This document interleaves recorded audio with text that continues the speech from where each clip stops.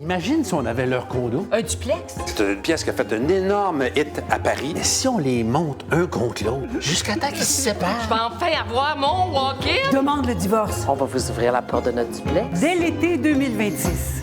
Dans l'émission d'aujourd'hui, à Direction Culture, on vous présente un immense succès venu tout droit de Paris qui s'installe désormais chez nous, direction l'Assomption. La pièce de théâtre Le Duplex, qui promet des quiproquos, des situations totalement absurdes et des manigances, qui est distribuée par une série de comédiens bien connus du public québécois, sera présentée le 9 juillet au théâtre Hector Charland à l'Assomption et se jouera pour la première fois. Donc, on vous fait découvrir cette nouvelle production désormais dans cet épisode.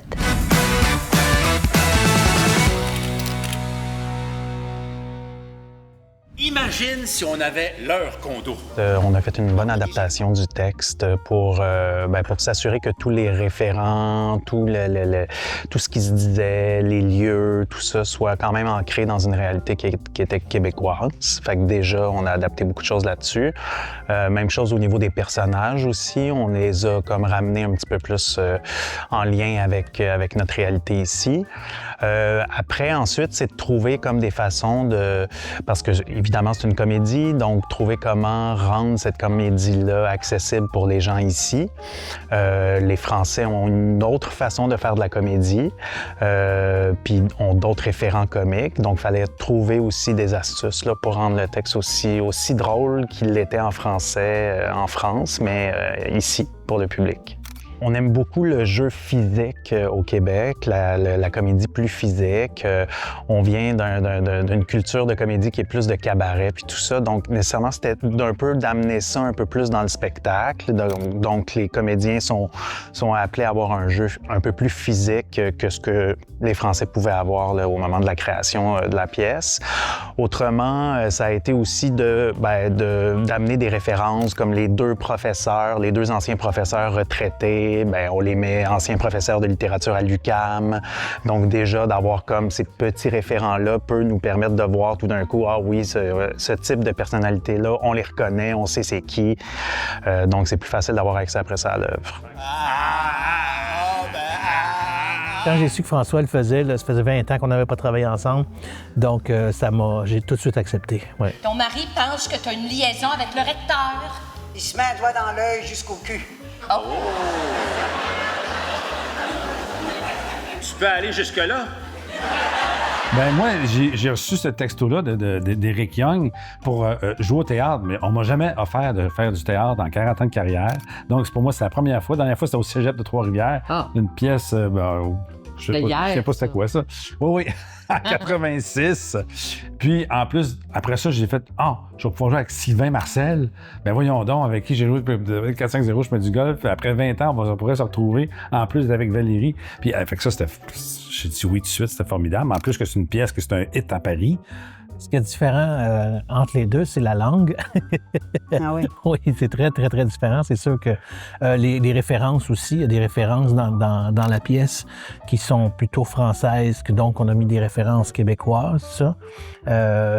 Puis, l'humour n'est pas tout à fait le même. Écoute, c'est vraiment une comédie très, très, très, très, très folle, très comique. C'est des situations presque de guignol, de marionnettes, de colère, de lutte, d'histoire, de cachette. C'est très bon enfant, mais très, très drôle. En tout cas, nous, niveau date, on est imbattables.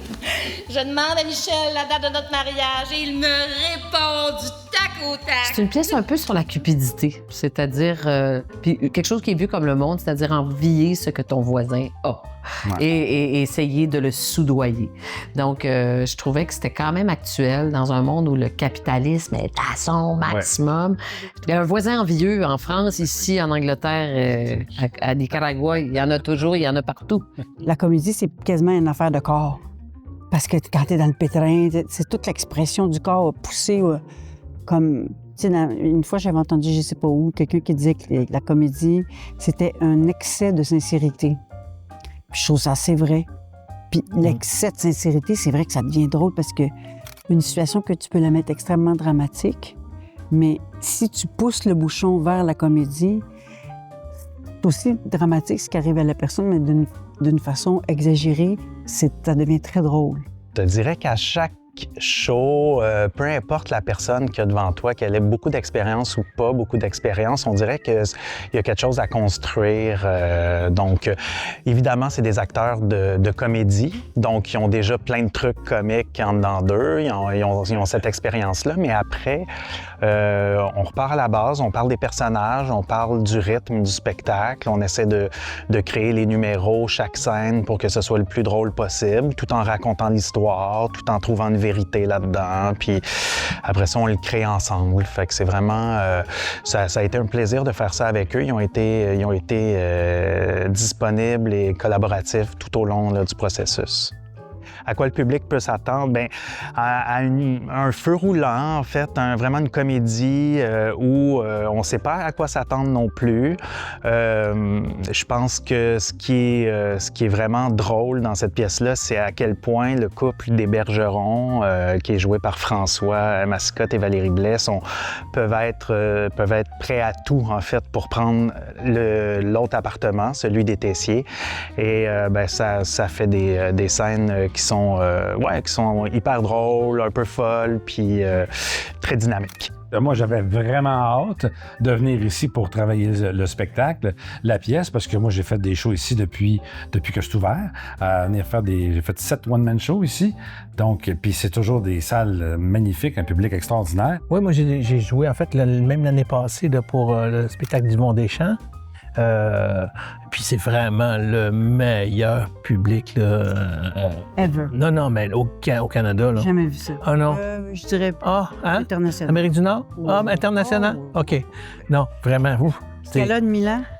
Ah, ils sont... Non, mais c'est la Comédie Française à Paris? Bonsoir. Non, ils sont vraiment extraordinaires. Covent Garden? Ah, c'est l'Assomption. Voilà. C'est à l'Assomption qu'il faut venir. C'est à l'Assomption que ça se passe. Moi, j'ai joué il y a 20 ans ici, Les Voisins de Claude Meunier. Vraiment, il y a 20 ans, c'est l'été 2006. Et j'en garde un précieux souvenir.